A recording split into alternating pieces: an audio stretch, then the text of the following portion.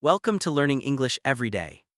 Today we step into the silent, cold heart of the city at 1 a.m. My name is David. I am 42 years old and I am a night rider. I do not wear a suit and I do not carry a briefcase. I wear a bright yellow jacket that smells of old rain and I ride an electric scooter. I am a delivery driver. But 5 years ago, my world was made of silver and fire. I was the head chef of a famous restaurant called the Emerald Garden. I wore a tall, white hat that stood like a tower on my head. I wore an apron that was as white as a fresh cloud in summer. In my kitchen, I was the king. I conducted a symphony of heat, salt, and sharp knives. I watched famous people smile after their very first bite of my food. I thought I had built a kingdom that would last forever. But the world changed, and the fire in my kitchen went out. I remember the last night the restaurant was open. The tables were empty. The expensive wine was gathering dust. I cooked one last meal for myself, a simple bowl of pasta. When I turned off the main stove for the last time, the silence was louder than a scream. I felt the fire in my own heart turn into cold ash. I folded my chef's hat and put it in a cardboard box under my bed. I felt like a captain who had lost his ship in the middle of a black ocean. Now I do not create the magic anymore. I only protect its temperature. I work from 10:00 p.m. to 5:00 a.m. because the night is honest. In the daylight, people wear masks. They pretend to be busy. In the night, people are just hungry, tired, and real. The city at 1:00 a.m. is a different animal. It is a jungle made of concrete and neon blue lights. The loud crowds of the afternoon are gone. The angry horns of the cars are silent. There is only the sound of the wind whistling through the gaps between the tall buildings. Whoosh! In the sound of my tires on the wet black asphalt. Sizzle! Tonight the rain is falling softly, like a million tiny tears. Pitter-patter. It makes the city look like a painting made of wet ink and broken glass. The smell of the night is a mix of old rubber, cold gasoline, and fried onions from the late-night shops. My hands are cold inside my heavy gloves. My visor is covered in tiny water drops that catch the red and green of the traffic lights. I check my phone, which is mounted on my handlebars. The screen is a bright white square that hurts my tired eyes. New order received. I do not need to look at the address anymore. I have memorized the map of this city like I once memorized my favorite recipes. I know which streets have the deepest puddles. I know which elevators are slow and which hallways smell like smoke. But there is one address that I know better than my own home. Room 402, Willow Apartment. Willow Apartment is a tall gray building at the end of a quiet street. It is a building with small windows that look like tired eyes watching the road. The brickwork is falling apart and the stairs always smell of old wood. Every single night for exactly 3 months, the same order arrives. It never arrives at 12:50 a.m. Chinese letter never arrives at 1:10 a.m. The notification always hits my phone at exactly 1:00 a.m. 1 bowl of hot noodle soup. Extra egg. No green onions. No spice. I remember the first time I saw this order. As a chef, I thought, who eats noodles without onions or spice at 1:00 a.m.? Onions give life to a soup.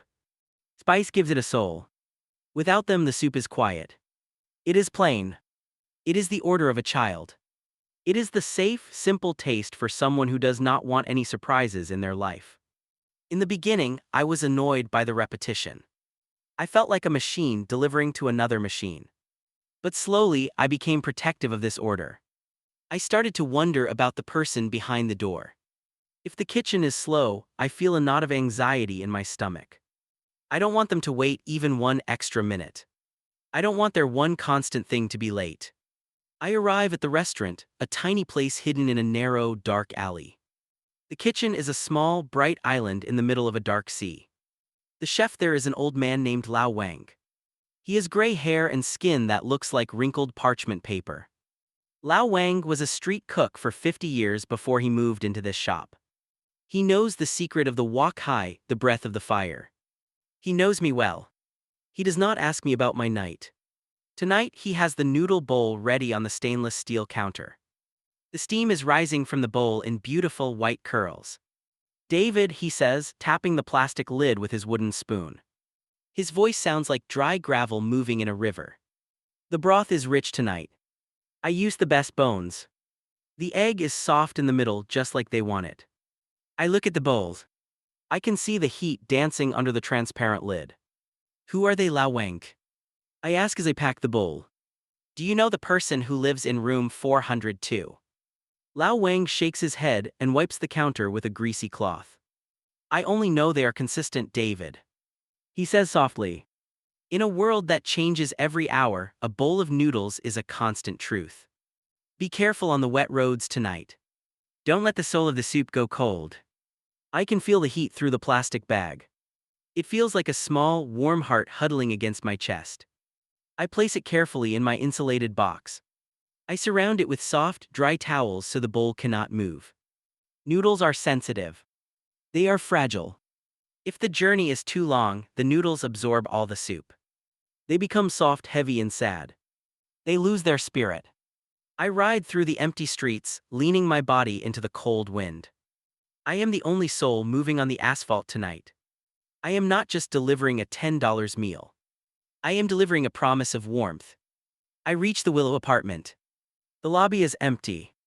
The security guard is a ghost in his chair. The elevator is old and made of scratched, cold metal. It groans and shakes like an old man as it climbs to the 4th floor. Creak. The hallway is dim. The light on the ceiling is flickering. Snap. Buzz. The air here smells of old carpet and a faint hint of lavender. I walk past room 401. I can hear the muffled sound of a television news report. I walk past room 403. I can hear the sound of a baby crying softly. But the door of room 402 is different. It is the only door in the building that is perfectly silent. There is a small, blue mat on the floor in front of it. It has a picture of a smiling yellow sun on it. Even in this dark gray building, that sun is always bright and clean. It is never dusty. It is never moved. Someone polishes the world around this door every single day. I place the bag exactly in the center of the smiling sun. I do not knock. I do not ring the bell. The instructions on my phone are always written in large capital letters. Please leave it on the mat. Do not ring the bell. I stand there for a long second, my breath making small, white clouds in the air. The door is thick and made of dark, heavy oak. I lean my head closer, my ear near the wood. I do not hear a television. I do not hear a dog. But I smell something strange. It is not the smell of a home or a kitchen. It is a faint, sharp smell of disinfectant, the smell of a hospital room. I take a photo of the bag to show the order is delivered. Click. I press complete on my app. The phone makes a cold digital sound. Ping. I am supposed to leave immediately. Time is money. But tonight I linger. I look at the door handle. It is made of brass and it is shining. I look at the small gap at the bottom of the door. I see a tiny flicker of warm, orange light. Is it a candle? Is it a night light for someone afraid of the dark? Who is eating hot noodles at 1:00 a.m. on a smiling sun? I walk back to the old elevator. As the metal doors slide closed, I think I hear a sound from room 402. It is a very soft rhythmic sound. Tick, tick, tick. Maybe it is just an old clock on the wall. But when I look back through the small, square window of the elevator, the hallway is already empty. The brown paper bag of noodles is gone. The door of room 402 is closed as if it was never opened. It happened in 3 seconds. It is a silent ghost in a sleeping building. I ride my scooter back into the rain. My mind is full of questions that have no answers. Most of my customers are just names on a screen to me. User 8821, Customer B. They are just numbers that change my bank account. But the person in room 402 feels like a secret I am guarding. They have a rhythm. They have a habit. They are waiting for me, even if they never look at my face. I feel a strange, heavy responsibility in my chest. In my old restaurant, I was the king of the kitchen. Now I am the king of the delivery box. I make sure the soup is never spilled by even a drop. I make sure the lid is tight so the steam stays trapped inside. I want them to open that bag and feel the ooh of the heat. I want that heat to reach their soul. Maybe they are lonely. Maybe they are afraid. Maybe that bowl of noodles is the only warm thing they touch in 24 hours. I am just a man in a yellow jacket. But in the middle of the night, I am a keeper of the flame. I am a part of a secret bridge. I do not know who is on the other side of the bridge. But tomorrow at exactly 1:00 a.m. I will be there again. I will bring the heat. I will bring the noodles. And I will wonder about the silence behind the smiling sun. The mystery of room 402 began to grow inside me like a silent weed. I am a man who was trained to notice the smallest things. In a high-end kitchen, a head chef must see everything. He must see the tiny drop of sauce on the edge of a white plate. He must hear the slightly wrong sound of a knife hitting the wood. He must smell the exact second when the sugar begins to turn into caramel. I started to look for clues in the dim hallway of the Willow apartment. I noticed that the smiling sun mat was moved exactly 2 inches to the left every morning. This told me that someone small was stepping on it, pushing it with their weight. I noticed that the plastic forks from the previous night were never in the trash can in the hallway. They were kept inside. Why keep old, cheap plastic? I wondered as I rode my scooter through the rain. Maybe they were being washed and dried. Maybe they were being used again and again. This thought made my heart feel tight, as if a cold hand was squeezing it. Then there was the smell. Every night, the smell of disinfectant near the door was getting stronger. It was a sharp, clean, and lonely smell. It reminded me of the long nights I spent in the hospital when my father was sick. It was the smell of fear and medicine mixed together. On a Thursday night, as the freezing wind turned the rain into tiny pieces of ice, I made a decision. I was not going to leave after the click of the photo. I was not going to be just a machine in a yellow jacket. I was going to stay in the shadows. I was going to see the face of room 402. I arrived at exactly 1:00 a.m. as I always did. The elevator groaned its familiar tired song. Creak. The hallway was silent, except for the buzzing of a flickering light bulb. I placed the hot bowl of noodle soup exactly in the center of the smiling sun. The steam was thick and white, dancing in the cold air. I took the photo. I pressed complete on my phone. But I did not walk back to the metal elevator doors. Instead, I stepped into the deep shadows of the emergency stairwell.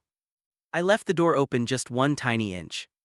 I pressed my back against the cold, hard concrete wall. I turned off my phone so the bright screen would not glow in the dark. I held my breath until my lungs felt like they were burning. The silence of the hallway was heavy, like a thick velvet curtain. 1 minute passed. My legs began to ache from the cold. 2 minutes passed. I heard a small mouse scratching inside the wall. I heard the wind whistling through a broken window downstairs. And then I heard it. A very soft clicking sound from room 402. Click-clack. The heavy wooden door opened just a few inches. I expected a tired man in his pajamas. I expected a student with messy hair and tired eyes. But the person who stepped out was small. Incredibly small. It was a boy. He looked to be about 7 or 8 years old. He was wearing an oversized white t-shirt that reached down to his knees. On the pocket of the shirt, there was a blue hospital logo. His hair was messy, as if he had been sleeping for a long time. His skin was pale, almost like the color of the white steam from the soup. But his eyes were giant and dark. They looked too big for his small, thin face. They were beautiful eyes, but they were full of a strange, adult wisdom. They were the eyes of someone who had learned how to wait in the dark. He did not look around the hallway to see if someone was watching. He did not look for a delivery man. He looked only at the brown paper bag on the smiling sun mat. He knelt down slowly, his small knees hitting the mat. He leaned forward and took a very deep breath, smelling the hot broth. A small pure smile appeared on his face. It was not a smile of hunger, it was a smile of relief. It was the most beautiful thing I had seen in my 3 years of riding in the dark. He picked up the bag with both hands, moving as if he were carrying a glass treasure. He stood up and walked back toward the door. But before he went inside, he did something that broke my soul into pieces. He took a small piece of paper from the pocket of his oversized shirt. He placed it on the mat right where the bag had been. He looked toward the dark stairwell for just 1 second. I froze. My heart stopped. I thought he saw my eyes in the crack of the door. But he just nodded once, a silent and respectful thank you to the empty air. The door closed softly. Thud. The lock turned. Tick. He was gone and the hallway was empty and cold once again. I waited in the shadows until I heard his footsteps fade away inside the room. I walked out of the stairwell, my legs feeling heavy like lead. My hands were shaking more than they ever did in the biting winter wind. I knelt down on the smiling sun mat. I picked up the piece of paper he had left behind. It was a page torn from a cheap coloring book, but the back was white and clean. He had used bright crayons, yellow, blue, and a little bit of red. He had drawn a man. The man was wearing a bright yellow jacket, just like mine. The man was riding a scooter with 2 large wheels. There was a giant box on the man's back, the box I used to carry the food. But in the drawing, the box had giant white wings. The man was not riding on the wet asphalt. He was flying over the tall gray buildings, under a giant, smiling yellow sun. At the bottom of the page, in big, shaky letters, he had written, "Thank you, delivery uncle. The noodles are still warm. I am not afraid of the night now." I leaned my head against the cold wooden door of room 402. I closed my eyes and I felt a hot tear run down my cold cheek. The tear hit the paper, right on the man's yellow jacket. "I am not an angel kid," I whispered into the wood. "I am just a guy who lost his restaurant and his pride." But to him, I was the only thing that arrived in the middle of his long night. I was the only proof that the world had not forgotten he was there. The next morning, I did not go home to sleep. I could not close my eyes without seeing those giant dark eyes. I went back to the Willow apartment. I found the building manager, an old man named Mr. Henderson. He was sitting in a small, dusty booth, surrounded by flickering security screens. The room smelled of stale tobacco and old coffee. I showed him the photo of the drawing on my phone. Mr. Henderson looked at it for a long time, then he sighed. It was a long, heavy sound that seemed to come from his bones. "Ah, you must be the one," he said softly. "The boy's name is Tommy. He is 7 years old." "And the man in 402, I asked. "Where is his father?" Mr. Henderson looked at the floor, his face full of shadows. "His father is Dr. Miller," he whispered. "He is a hero, but heroes are often the loneliest people. Dr. Miller is working at the Special Infectious Disease Center across the city. There is a crisis there. A new sickness. No one can leave. No one can enter. He hasn't been home to see his son for 6 long months. He calls Tommy every single night at 12:30 a.m. to tell him a story. And he prepaid for those noodles 6 months ago at your restaurant's app. He told me, Mr. Henderson, if my son has something hot to eat at 1:00 a.m., he will know I am still fighting to come home to him. The soup is his way of holding Tommy's hand in the dark." My breath caught in my throat. "But the prepaid account," I started, my voice trembling. "Mr. Henderson looked at me with very sad, watery eyes. "I checked the system this morning, David. The money is gone. The father's credit card has reached its limit. Tonight's order. It was the very last one." I walked out of the manager's office into the bright, cold winter sun. The city was loud and busy, full of people who didn't know Tommy existed. Businessmen were rushing to buy expensive coffees. Women were carrying bags of fancy clothes. I sat on my scooter and pulled out my phone. I checked my bank account. The numbers were not good. They were very, very bad. I had $50 left for the entire week. My rent was due next Tuesday. The bill for my scooter's battery was waiting in my inbox. My own stomach was empty, making a hollow sound. I looked at the drawing of the angel uncle in my hand. I thought about Tommy sitting alone in that silent room, smelling the disinfectant. I thought about the hospital logo on his oversized shirt. For Dr. Miller, those noodles were a bridge of love. For Tommy, they were a shield against the ghosts of the night. If the noodles stopped coming, the bridge would break. The dark would win. Tommy would be alone in the silence. I looked at my hands. They were rough and red from the wind, but they were still the hands of a chef. I used to feed the rich and the famous in a room with white silk curtains. I used to care about the perfect salt and the perfect wine. But now, for the first time in my life, I understood the true meaning of food. Food is not just calories or taste. Food is a promise that tomorrow will come. I started my engine. Vroom. I did not go to my next delivery for the app. I went to the large supermarket on the corner. I bought the best flour. I bought the freshest eggs. I bought a large bag of beef bones to make a rich, golden broth. I was not going to wait for a digital notification. I was not going to wait for a ping on my phone. I was going to return to my own small kitchen.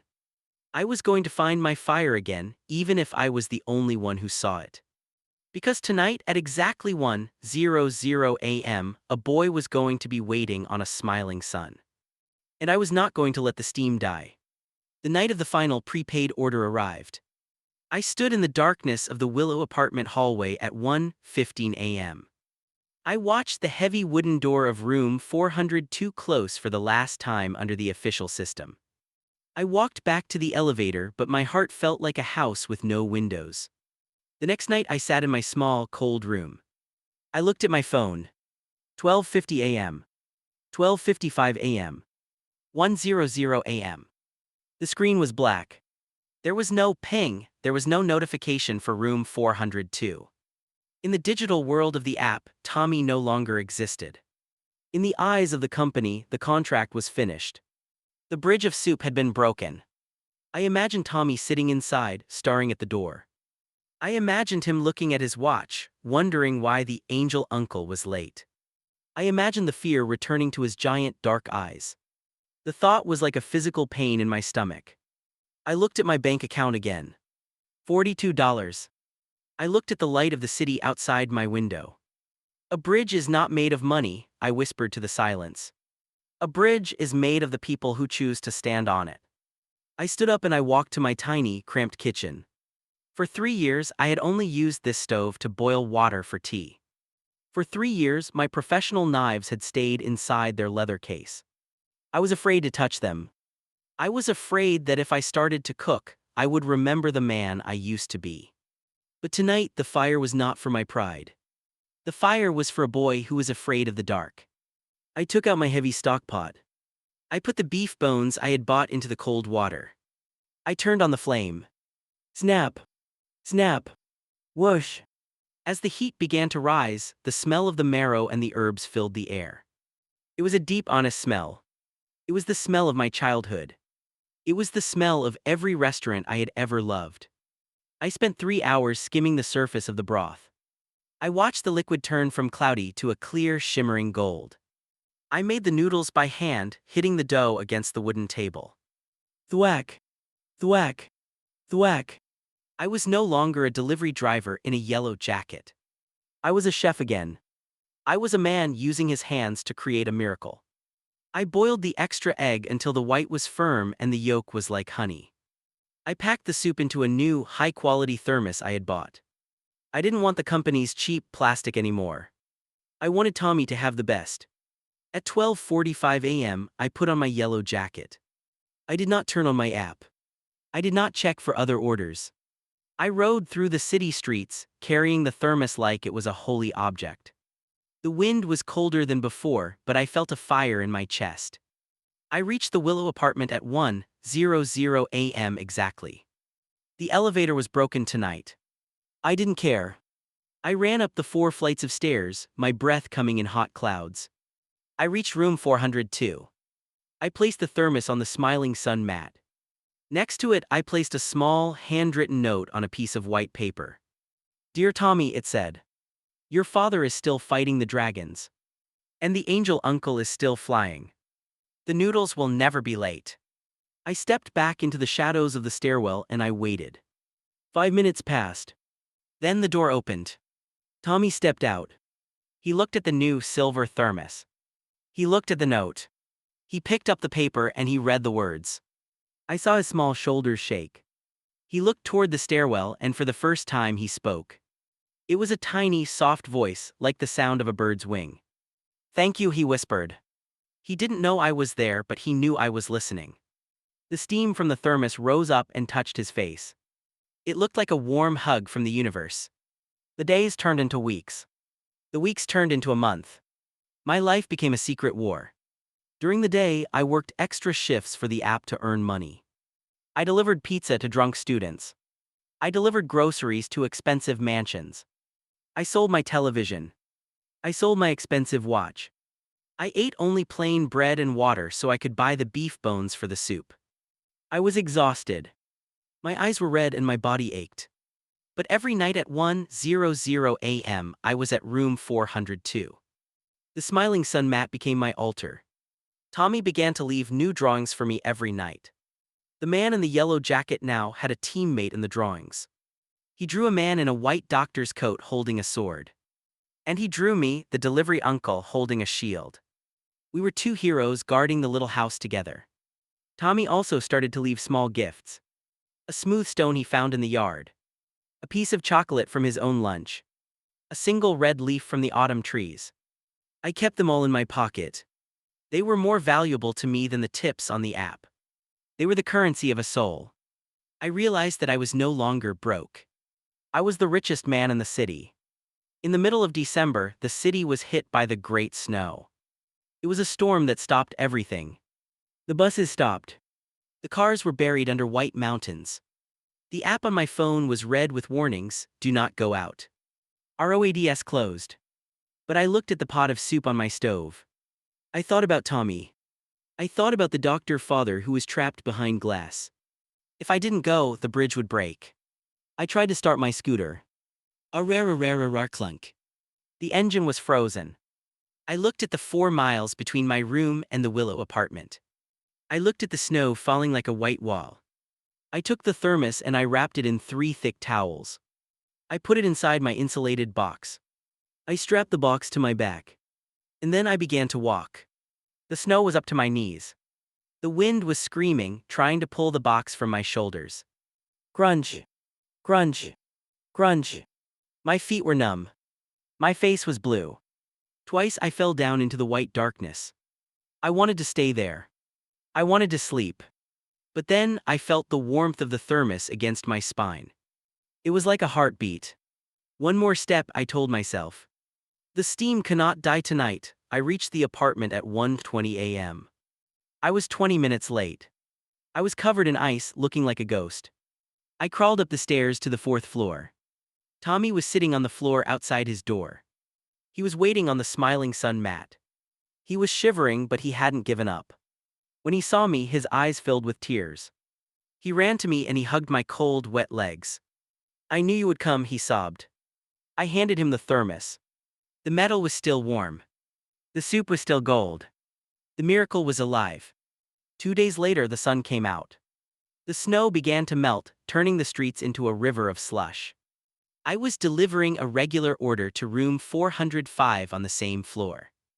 As I walked past room 402, I saw the door was wide open.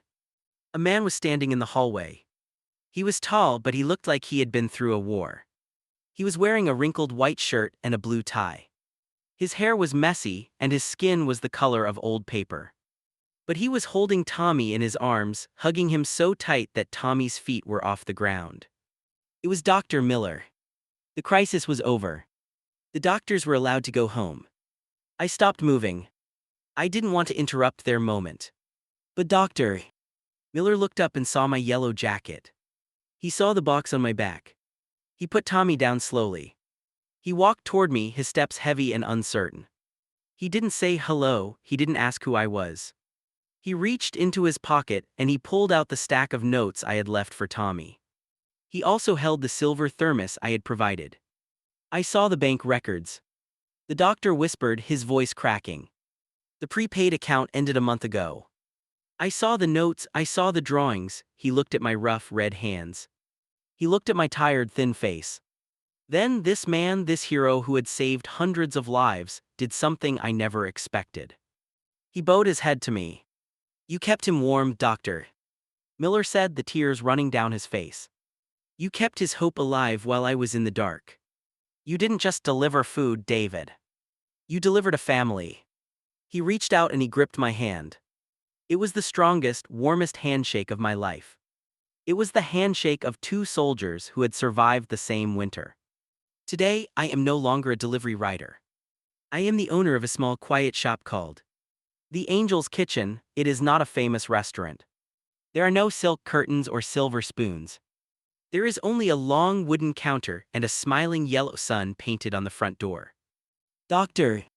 Miller helped me find the lease. Tommy comes every afternoon after school to do his homework at the corner table. He always orders the same thing. One bowl of hot noodle soup. Extra egg. No onions. I give it to him for free, of course. I have learned a secret that the City of Glass never knew. Success is not a number in a bank account. Success is the ability to keep the steam rising when the world turns cold. We think we are alone in our struggles.